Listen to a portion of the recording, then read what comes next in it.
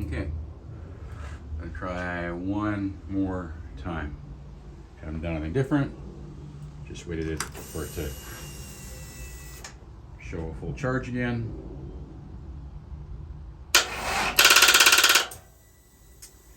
She gives a little groan and just doesn't want to turn over. Is it a starter problem?